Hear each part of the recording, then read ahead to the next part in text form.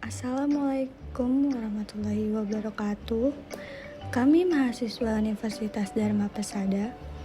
Video ini kami buat untuk menyelesaikan tugas kelompok mata kuliah akuntansi manajemen dengan dosen pengajar Ibu Saminem SE MBA. Kami dari kelompok 3 terdiri dari 4 anggota yang bekerja sama dalam memenuhi tugas video ini. Tema yang akan kami bahas yaitu capital budgeting atau penganggaran modal.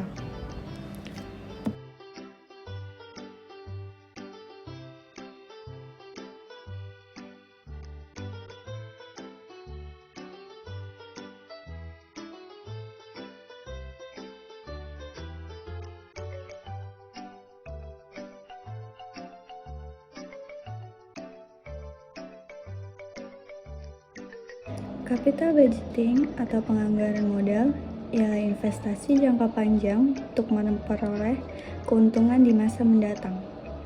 Metode penilaian investasi aset real terdiri dari 2, yaitu pendekatan cash flow dan pendekatan keuntungan akuntansi. Untuk pendekatan cash flow terbagi menjadi 2, yaitu tidak memperhatikan time value of money dan memperhatikan value of money. Untuk bagian yang tidak memperhatikan time value of money, menggunakan payback period method. Sedangkan untuk yang memperhatikan value of money, menggunakan metode NPV, IRR, dan PI. Pada bagian keuntungan akuntansi, menggunakan metode IRR. Langkah dalam keputusan capital budgeting. Yang pertama, ada mengidentifikasi. Mengidentifikasi yaitu menaksir aliran kas bersih. Aliran kas masuk dikurangi aliran kas keluar.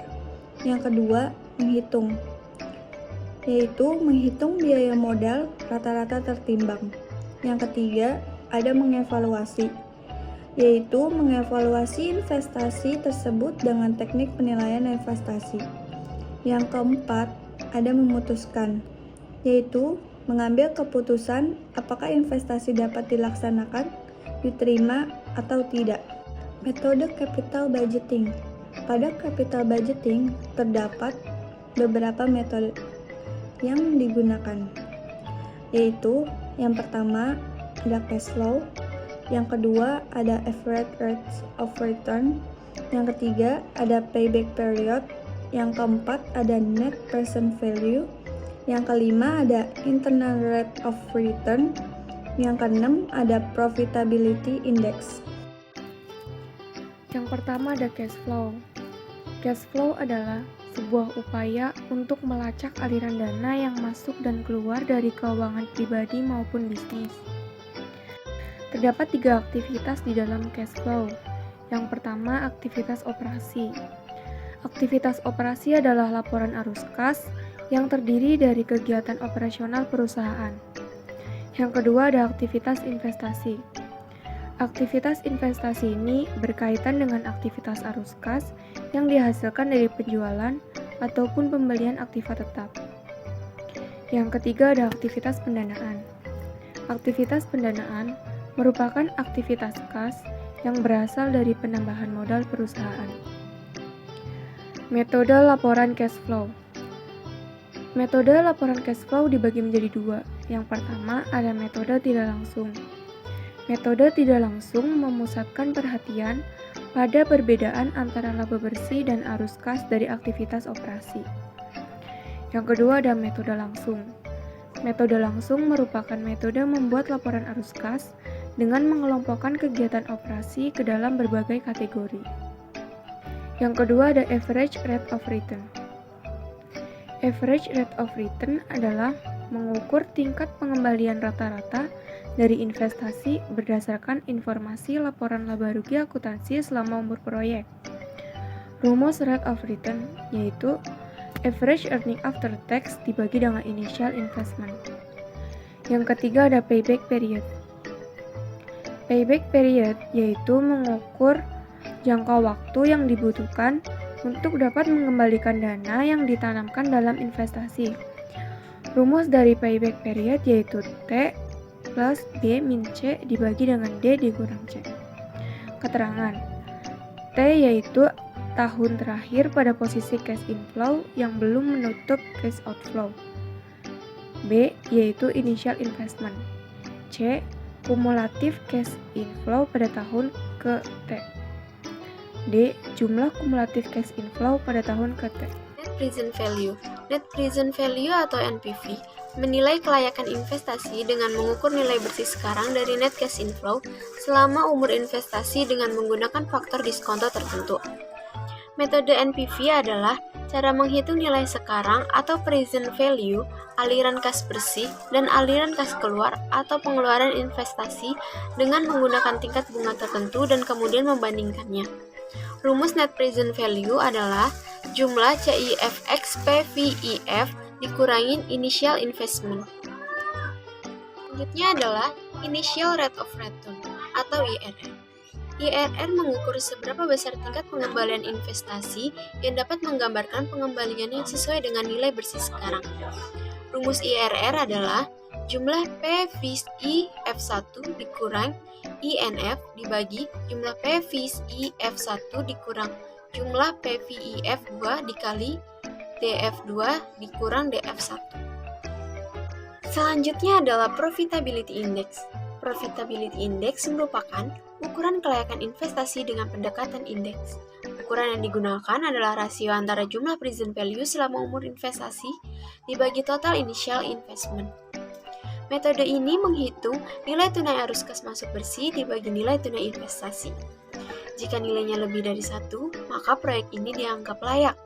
Dan sebaliknya, jika nilainya kurang dari 1, maka proyek tersebut tidak dianggap layak. Rumus Profitability Index adalah jumlah CIF dikurang PVIF per initial investment. Ilustrasi capital budgeting. Nilai proyek investasi Rp1.000 dibiayai dengan modal sendiri 20%, sisanya dibiayai oleh utang. Umur proyek 5 tahun. Biaya modal sendiri 24%, biaya utang 20% dengan pajak perseorangan 50%. Alokasi dana proyek untuk modal kerjanya Rp300 dan untuk harta tetap Rp700 dengan model penyusutannya sama fair digit method. Nilai sisa akhir umur proyek ditaksir Rp150 dan estimasi pendapatan dan biaya operasi proyek tunai sebagai berikut. Tahun pertama pendapatan Rp1.200 dengan biaya operasi tunainya Rp800. Tahun keduanya pendapatan Rp1.400 dengan biaya operasi tunainya Rp950. Tahun ketiga Rp1.750 dengan biaya operasi tunainya Rp1.100. Tahun keempat Rp1.400 dengan biaya operasi tunainya Rp1.100. Tahun kelima pendapatannya Rp1.200 dengan biaya operasi tunainya sekitar Rp900. Konklusi proyek investasi PT ABC langkah pertama menghitung penyusutan harta tetap. Yang pertama menggunakan model sum of fair digit method. Yang kedua nilai harta tetapnya 700 dengan nilai sisa kininya Rp150 dengan biaya penyusutannya berarti Rp600. Yang ketiga jumlah angka tahunnya 1 tambah 2 tambah 3 tambah 4 tambah 5 sekitar 15. Yang keempat besaran penyusutan tiap tahun seperti berikut. Yang kedua menghitung beban bunga pinjaman sebagai berikut. Yang ketiga, proyeksi net cash flow sebagai berikut.